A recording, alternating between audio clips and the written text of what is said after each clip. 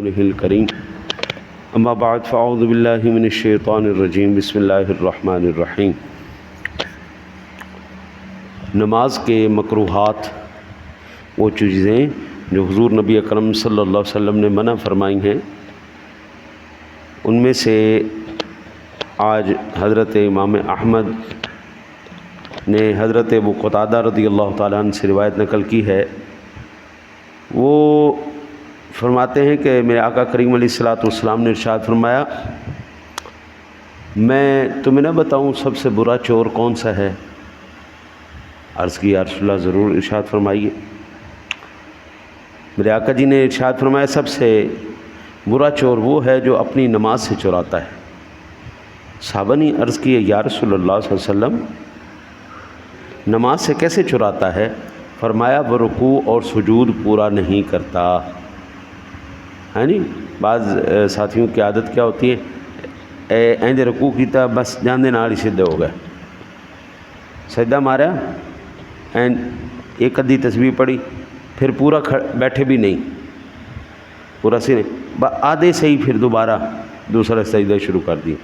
آدھا سجدہ کیا پھر دوسرا سجدہ شروع کر دیا، پورا نہیں۔ یہ نماز کا چور ہے۔ حضرت امام مالک اور احمد نے نعمان بن مرہ رضی اللہ تعالی عنہ سے روایت کی کہ آقا کریم علیہ الصلوۃ والسلام نے ارشاد فرمایا، اللہ تعالیٰ نے حدود نازل ہونے سے پہلے صحابہ سے فرمایا، رسول اللہ صلی اللہ علیہ وسلم نے حدود نازل ہونے سے پہلے صحابہ سے فرمایا، شرابی اور زانی چور کے بارے میں تمہارا کیا خیال ہے؟ سب نے عرض کی اللہ اور اس کا رسول صلی اللہ علیہ وسلم خوب جانتے ہیں۔ فرمایا یہ بہت بری باتیں ہیں اور ان میں سزا ہے، اور سب میں بری چوری وہ ہے کہ اپنی نماز سے چرائے۔ عرض کی یا رسول اللہ صلی اللہ علیہ وسلم نماز سے کیسے چرایا جائے گا؟ فرمایا یوں کہ رکوع اور سجود تمام نہ کرے، اور اسی کی مثال امام دارمی نے بھی روایت کو نقل کیا ہے۔ امام احمد نے طلق بن علی رضی اللہ تعالیٰ عنہ سے روایت کیا کہ حضور نبی اکرم صلی اللہ علیہ وسلم نے فرمایا کہ اللہ تعالیٰ کی اس نماز کی طرف نظر نہیں فرماتا جس میں رکوع اور سجود کے درمیان پیٹھ سیدھی نہ کرے۔ بھائی نماز ہم کس کے لیے پڑھتے ہیں؟ اللہ تعالیٰ کے لیے، اللہ کی بارگاہ میں قبول ہو جائے۔ تو جس کو اللہ کے رسول کے اللہ اس نماز کی طرف توجہ ہی نہیں کرتا، دیکھتے ہی نہیں، ہے نہیں، تو پھر بابو نماز پڑھنے کا فائدہ کیا ہے؟ نہ پڑھو۔ اگر ایسی پڑھنی ہے جس نماز میں اللہ قبول ہی نہیں کر رہا، نظر ہی نہیں فرما رہا، تو وہ پڑھنے کا کیا فائدہ؟ پڑھنی ہے تو پھر پوری پڑھو، نماز کی چوری نہیں کرنی۔ حضرت امام ابو داؤد نے، ترمذی نے باسناد حسن روایت کرتے ہیں کہ حضرت انس رضی اللہ تعالیٰ عنہ فرماتے ہیں، ہم رسول اللہ صلی اللہ علیہ وسلم کے زمانے میں دروں میں کھڑے ہونے سے بچتے تھے۔ دوسری روایت میں ہے ہم دھکا دے کر ہٹائے جاتے، ایک دروازہ اور ایک حال اور دوسرے حال کے درمیان کی جو جگہ ہوتی ہے نا جی، وہ دروازے کی جگہ، وہ درہ کہلاتی ہے۔ وہاں پر صحابہ کرام بچتے تھے، وہاں پر کھڑے ہو کے نماز نہیں پڑھ۔ اگر کوئی وہاں پہ کھڑا ہو کے نا، اکثر آپ مساجد میں دیکھیں گے نا جی، تو جب باہر والا سین اور اندر والا حال مل رہا ہوتا ہے نا، تو ایک دروازے کے درمیان میں وہ پٹی سی بنائی ہوتی ہے جو باہر اندر کے فرق کے لیے ہوتی ہے، وہاں پر نماز پڑھنے سے حضور نے منع فرمایا ہے، وہاں پر نماز نہیں پڑھنی چاہیے۔ امام ترمذی نے روایت کی، ام المؤمنین ام سلمہ رضی اللہ تعالی عنہا کہتی ہیں ہمارا ایک غلام افلح نامی جب سجدہ کرتا تو پھونک مارتا، اور آقا کریم علیہ الصلوۃ والسلام نے فرمایا اے افلح اپنا منہ خاک آلود کر، ایسے جاتے نا تاکہ وہ سجدہ گاہ ساری صاف ہو جائے۔ حضور نے فرمایا یہ کہ بات ہے، ماتھے پہ مٹی نہیں لگے گی، ناک پہ مٹی نہ لگے، یہ کیا بات ہے؟ پھونک نہیں مارنی۔ تو نماز کی حالت میں سجدہ کی جگہ پر پھونکے مارنا یہ بھی نہیں جائز۔ سیاستہ میں مروی ہے کہ حضور نبی اکرم صلی اللہ علیہ وسلم فرماتے ہیں حضرت ابن ماجہ نے امیر المؤمنین حضرت علی المرتضیٰ شیر خدا کرم اللہ وجہہ الکریم سے روایت کی کہ حضور نبی اکرم صلی اللہ علیہ وسلم فرماتے ہیں جب تم نماز میں ہو تو انگلیاں نہ چٹکاؤ، بلکہ ایک روایت میں ہے جب مسجد میں انتظار میں ہو اس وقت انگلیاں چٹکانے سے منع فرمایا۔ اکثر لوگوں کی عادت ہے کڑا کے کڈی رکھنے انگلیں مسجد میں بھی بیٹھ کے اور نماز کی حالت میں بھی، تو حضور نے یہ سختی سے منع کیا، نہ بالکل ایسا کام نہیں کرنا، مسجد کے آداب کے یہ بالکل خلاف ہے، نہ مسجد کے اندر کرنا ہے نہ مسجد کے نماز کے اندر کرنا ہے۔ اور سیاستہ میں مروی ہے کہ حضور نبی کرم صلی اللہ علیہ وسلم فرماتے ہیں کہ مجھے حکم ہوا کہ 7 اعضاء پر سجدہ کروں اور بال یا کپڑا نہ سمیٹوں۔ ٹھیک ہے جی، اپنے کپڑے وغیرہ سمیٹنا، مٹی نہ لگ جائے، ہاں جی، سمیٹ کے اٹھنا، یہ سارے سلسلے بالکل نماز کے اندر جائز اور درست نہیں ہے۔ صحیحین میں ابن عباس رضی اللہ تعالیٰ عنہما سے مروی ہے کہ فرماتے ہیں کہ آقا کریم علیہ الصلوۃ والسلام نے ارشاد فرمایا مجھے حکم ہوا ہے کہ 7 ہڈیوں پر سجدہ کروں، منہ اور دونوں ہاتھ، دونوں گھٹنے اور دونوں پنجے،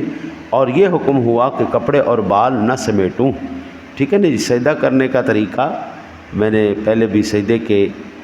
جو فرائض سجود کا میں نے ذکر کیا تھا اس وقت بھی عرض کیا تھا،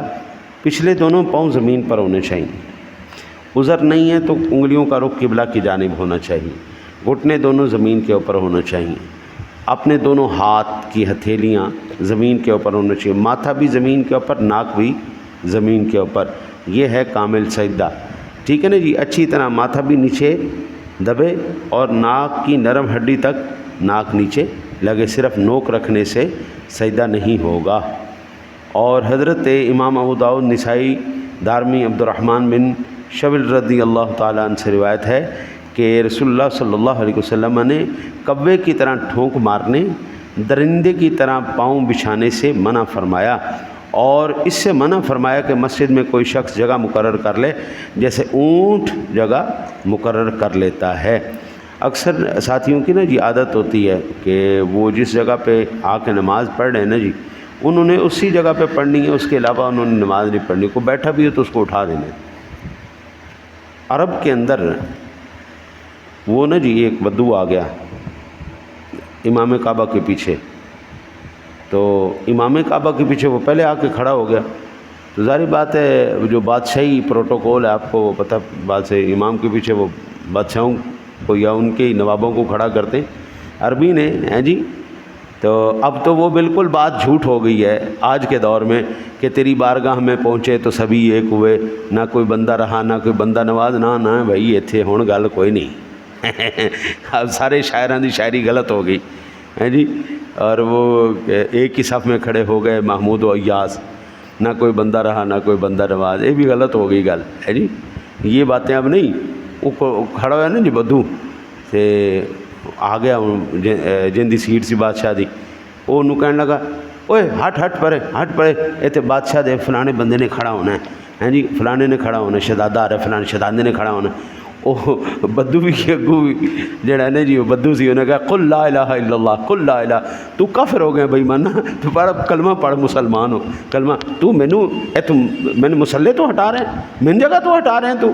اندے واسطے بادشاہ دے پتر واسطے یا بادشاہ واسطے میں ہٹا رہے ہیں، تینوں پتہ نہیں کہڑے بادشاہ دی برگاہ ہے؟ وہ آ کے ہٹ وہ آ کے قل لا الہ الا اللہ، پڑھ کلمہ پڑھ تو کلمہ پڑھ تو بے ایمان ہو گیا ہاں جی۔ تو یہ عادت یہاں پہ بھی ہم تو بڑا سمجھتے تھے ان کو کہ بڑے اوئے جناب سعودی تھے جناب، اتنے پاکیزہ لوگ نے کہ سبحان اللہ، ہوں ان پلیت ہو گئے نے کہ استغفر اللہ، ہوں ان پلیت ہو گئے نے استغفر اللہ۔ انہاں دی جناب تسی امام دے پیچھے کھڑے ہو کے ویکھو، میں کہ ضرورت نہیں کسی دی کو کھڑا ہون دے جائے، تسی بھاویں 10 گھنٹے پہلے چلے جاؤ نماز تو، ہاں جناب جو بالکل انہاں دے اپنے شاہی خاندان دے افراد کھلون گے، اتنے نواب دے بچے کھڑے ہون گے جناب، وہ جگہ مقرر کی تھی، اور رسول اللہ صلی اللہ علیہ وسلم نے 14 صدیاں پہلے یہ گل منع کی تھی، یہ بالکل جائز نہیں ہے اٹھا طرح تو جگہ مقرر۔ اونٹ کی عادت ہے کہ جو ایک دفعہ جگہ مقرر کرتا ہے وہیں پہ آ کے بیٹھے گا، اس نے ادھر ادھر نہیں بیٹھنا، اس نے وہیں پہ بیٹھنا ہے، اس لیے بھائی مسجد ساری اللہ کا گھر ہے،